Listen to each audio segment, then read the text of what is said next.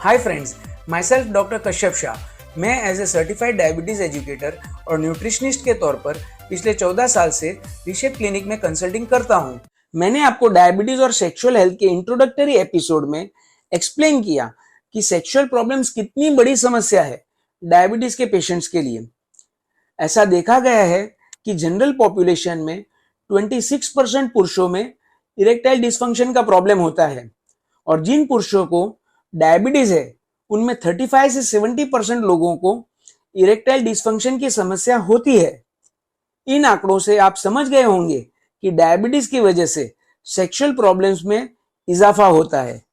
पर सच्चाई यह भी है कि ज्यादातर पेशेंट्स अपनी इस प्रॉब्लम को डॉक्टर के साथ शेयर नहीं करते। अच्छा, वो ये प्रॉब्लम्स अपने डॉक्टर के साथ शेयर क्यों नहीं करते? क्या आपने कभी सोचा है? शेयर न करने के कारण के बारे में एपिसोड के आगे के पार्ट में मैं बात करने वाला हूं। तो फ्रेंड्स, इस एपिसोड को शांति से और गौर से सुनते रहिए। जब बात सेक्सुअल हेल्थ की आती है तो आपको कुछ बेसिक बातें भी समझ लेनी चाहिए। मेल और फीमेल्स दोनों में बढ़ती उम्र के वजह से भी कुछ चेंजेस आते हैं। जैसे पुरुषों में बढ़ती उम्र की वजह से नेचुरली भी सेक्सुअल प्रवृत्ति में कमी आती है। बढ़ती उम्र के साथ पुरुषों को ज्यादा वक्त और स्टिमुलेशन लगता है कंप्लीट इरेक्शन लाने में, जिससे उनकी क्वालिटी ऑफ लाइफ पे भी असर पड़ता है। इसका एक कारण यह भी हो सकता है कि बढ़ती उम्र के साथ हर साल पुरुषों में 1 से 2% कमी होने लगती है टेस्टोस्टेरोन हार्मोन्स के लेवल्स में। इसके अलावा diabetes, high blood pressure, high cholesterol, मोटापा और स्मोकिंग, ये सब भी कारण हो सकते हैं एल्डरली लोगों में सेक्सुअल प्रॉब्लम्स के लिए।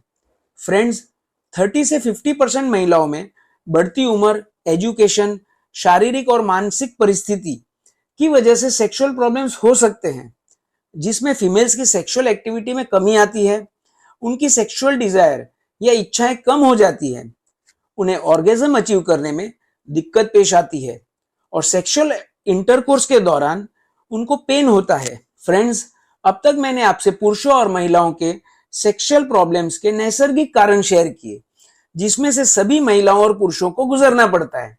और जिन पुरुषों और महिलाओं को डायबिटीज रहता है उनको ये इश्यूज लाइफ में जल्दी आ जाते हैं और सिम्टम्स की इंटेंसिटी भी ज्यादा हो सकती है। और इसमें सबसे बड़ी समस्या यह है कि सेक्सुअल प्रॉब्लम्स को डायग्नोज करना भी आसान नहीं है, क्योंकि ज्यादातर पेशेंट्स सेक्स को डिस्कस करने से कतराते हैं। कुछ लोगों को शर्म आती है, कुछ डरते हैं, कुछ लोगों को अनकंफर्टेबल लगता है, तो कुछ लोगों का ईगो हर्ट होता है। कुछ लोग मेंटली उलझे हुए रहते हैं, उन्हें शर्मिंदगी महसूस होती है या गिल्ट की फीलिंग आती है। और बहुत सारे केसेस में पेशेंट्स को लगता है कि ये मेरा पर्सनल इशू है, सेंसिटिव इशू है, मैं क्यों इसे डॉक्टर के साथ शेयर करूं।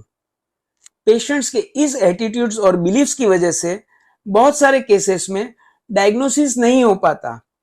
कुछ पेशेंट्स को तो ऐसा भी लगता है कि सेक्स की डिजायर कम हो जाना या मैरिड लाइफ में सेक्स की फ्रीक्वेंसी कम हो जाना, ये सब नॉर्मल है।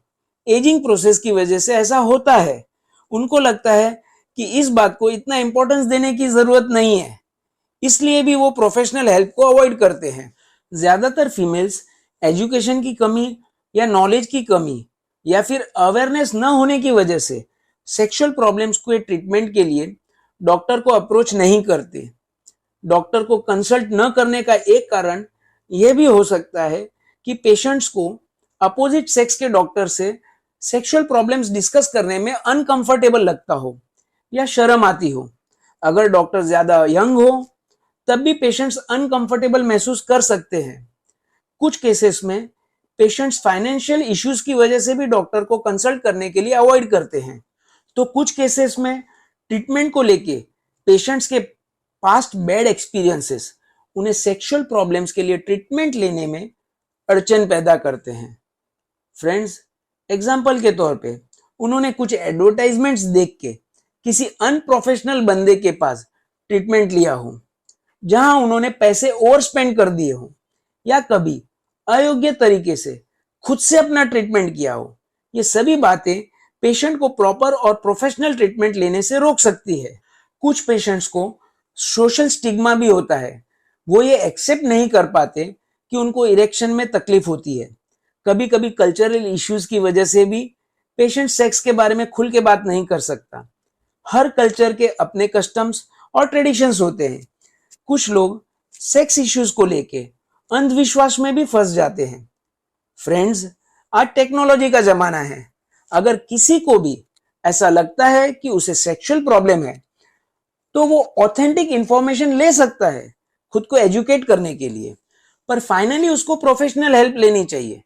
बहुत सारे केसेस तो सिर्फ काउंसलिंग से भी ठीक हो जाते हैं, पर जब तक आप बात नहीं करोगे आपकी सुनेगा कौन? इसीलिए अगर आपको कुछ भी सेक्सुअल इश्यूज है तो पहले आप उसे प्रोफेशनली डायग्नोज करवाइए।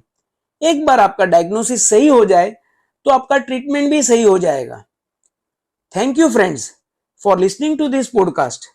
If you like the content of this episode, please do share it with your friends and family.